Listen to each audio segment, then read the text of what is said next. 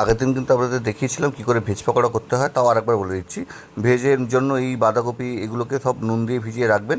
তারপরে একটুখানি রাখার পরে ভালো করে চিপড়ে তুলে নেবেন। তারপরে তো আদা রসুনের পেস্ট, লঙ্কা, গোলমরিচের গুঁড়ো, চিনি, নুন, আপনার গরম মশলা যাই লাগে একটু অ্যারোট দিয়ে ভালো করে তৈরি করে একটু নাড়ু বানাবেন। এরকম নাড়ু বলবেন না, রাগ করবে কিন্তু।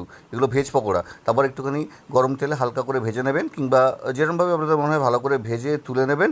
কিন্তু আসল খেলা এখন শুরু হলো। এবার কি করবেন, ভাজার পরে চাইনিজ কিন্তু সবসময়ের জন্য বেশি করে রসুন লাগে। এই রসুনগুলোকে একটুখানি কচি কচি করে কেটে নেবেন। রসুন লঙ্কা আমি দেখুন ভালো করে দিয়ে দিলাম, তারপর পেঁয়াজ দিয়ে দিলাম, একটু ভালো করে সতে করে নেবেন। সতে করার পরে টমেটো সস দিন, একটুখানি ভিনিগার দিন, একটু সয়া সস দিন, ভালো করে নাড়িয়ে চড়িয়ে একদম যখন দেখবেন গোলমরিচের গুঁড়ো আবার দিয়ে দিলাম, বলবেন না কিন্তু ঝাল কম হয়েছে। তারপরে দেওয়ার পরে একটু ভালো করে নাড়াচাড়া করার পরে দেখবেন যে যখন তেল ছাড়া শুরু করে দেবে, তখন কিন্তু হালকা করে এটাকে একটুখানি ভালো করে মিশিয়ে টিশিয়ে একদম সুন্দর করে একটু জল দিয়ে দেবেন। আপনাদের যতটা মনে হয় গ্রেভি রাখবেন ততটাই জল দেওয়ার পরেই ব্যাস। এবার কি নাড়ুগুলোকে, আবার নাড়ু বললাম, আরে ভেজ পকোড়াগুলোকে ছাড়ুন, তারপরে খেয়ে দেখবেন।